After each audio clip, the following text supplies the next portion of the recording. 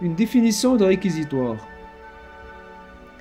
Contrairement au plaidoyer, le réquisitoire est un texte argumentatif qui vise à attaquer une personne, un groupe de personnes ou une institution. Il s'agit d'une accusation. Pour pouvoir comparer entre le plaidoyer et le réquisitoire, je vous réfère à la vidéo sur le plaidoyer. Son lien s'affichera à droite en haut de l'écran. Les caractéristiques du réquisitoire. Le tableau suivant recense les caractéristiques majeures du réquisitoire. Qui parle? Nous, je. Il y a une forte implication de l'émetteur. À qui? Également une forte implication de l'auditoire à convaincre. De qui? De quoi? D'un sujet considéré comme coupable. Le vocabulaire utilisé, péjoratif. Le registre employé, polémique. Les procédés oratoires présents dans le réquisitoire en trouvent des interrogations oratoires, des injonctions, des exclamations exprimant la colère, l'indignation, de longues phrases rythmées, et la stratégie faire appel à la raison, l'ironie. Le plan du réquisitoire. Le réquisitoire porte sur un thème précis qu'il s'efforce de dénoncer, ce qui le conduit à dire du mal. L'introduction annonce cette intention, les différents paragraphes énoncent et développent des opinions défavorables à l'objet du réquisitoire, la conclusion fait une synthèse rapide du texte, puis s'ouvre sur une perspective. Le réquisitoire est orienté dans une seule direction, l'aspect négatif du sujet dont il traite. Une application.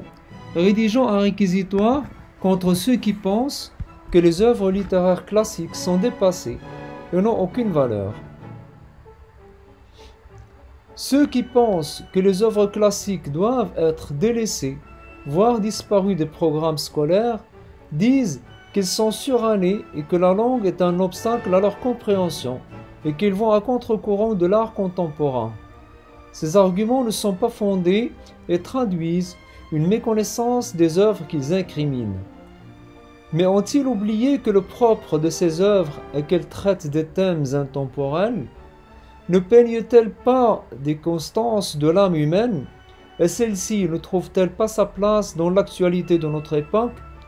Il reproche aussi à ces œuvres de comporter des mots anciens, archaïques et des tournures qui ne sont plus employées dans la langue contemporaine. Ces mots et ces tournures ne sont-elles pas des qualités qui témoignent de la beauté de la langue classique? Et c'est grâce à ces qualités qu'on a forgé des phrases devenues modèles et continuent à être utilisées et dites de génération en génération sous forme de citations, de maximes ou de proverbes. Et enfin, ils prétendent que les œuvres classiques sont à l'opposé de la tendance générale. Un tel jugement atteste d'une ignorance impardonnable. Les œuvres classiques sont un legs à partir duquel la culture contemporaine a évolué et continuera de le faire. Comme telles, elles font partie du trésor que le passé a transmis aux générations actuelles et dont elles sont les héritiers.